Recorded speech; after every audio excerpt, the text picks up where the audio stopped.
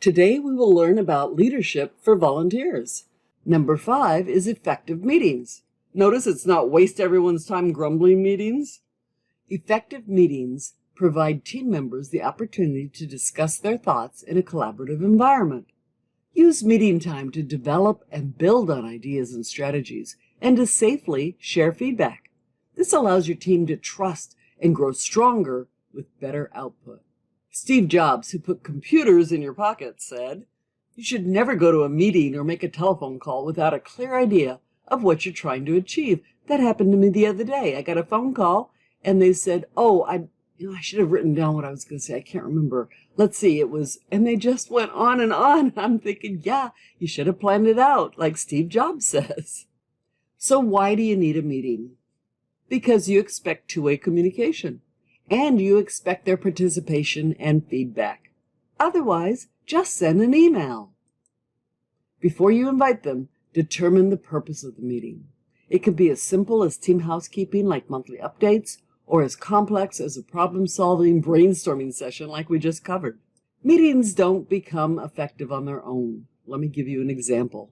I once worked on a team with weekly update meetings that would last 3 hours. It was the only time we could each justify our existence to the boss by sharing every little task we did all week.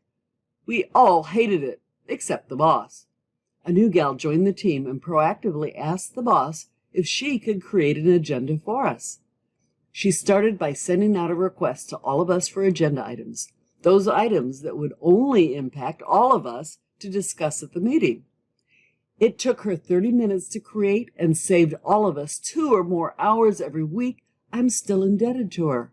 That boss should have been having one-on-one meetings with each of us to get the individual updates. The best tip for turning an inefficient meeting into an effective meeting is to use an agenda. Here are some other useful rules of engagement for meetings.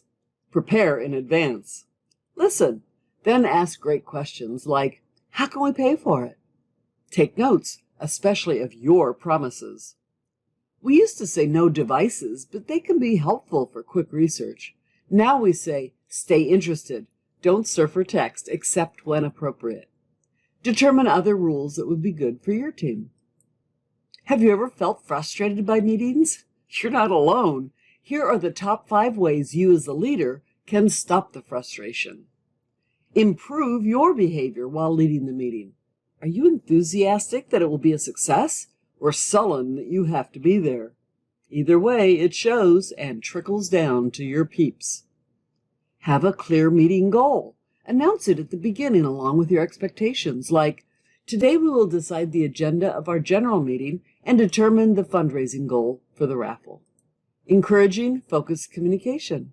Ask questions to help focus the discussion, such as, I like the concept. How can we get more participation? Humor. Icebreakers and small talk sprinkled in can engage everyone and open creativity. Don't forbid it. I had a boss that wouldn't let us do that. But remember, negativity stops creativity. If you want them to be creative, you need to allow a little of this. But also remember punctuality. That means controlling the side conversations and starting on time so you can end on time. Let's see how.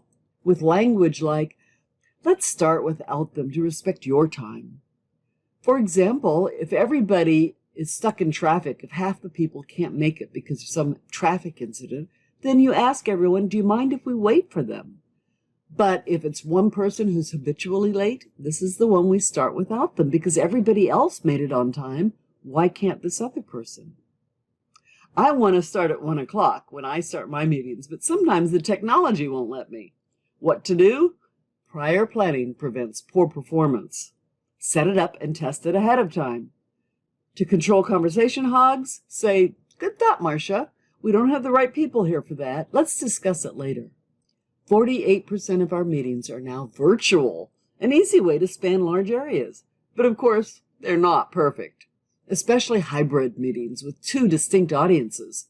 Work harder to keep everyone engaged, like call them by name, then ask them a question. Otherwise, you might catch them napping.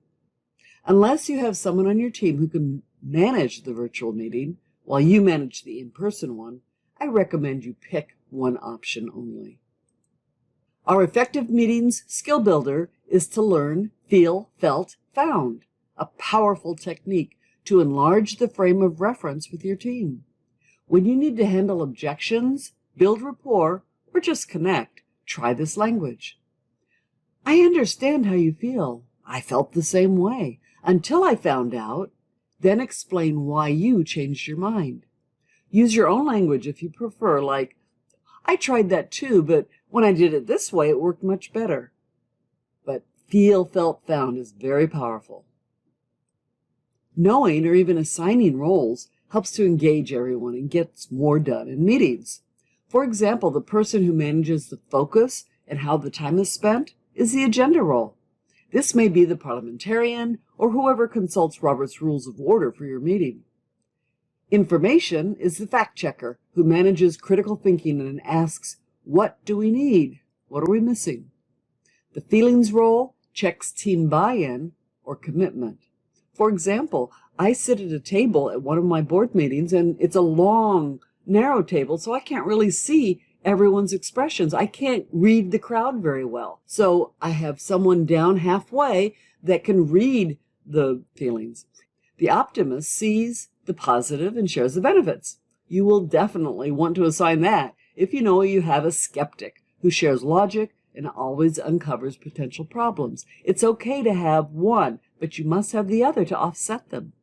And finally, creativity, who seeks innovation by asking not how much, but how. How can we make this happen? Your effective meetings key takeaway is to plan in advance, such as determine the point of the meeting, provide an agenda, create rules of engagement, and assign roles as needed. We have learned that effective meetings can help build an effective team.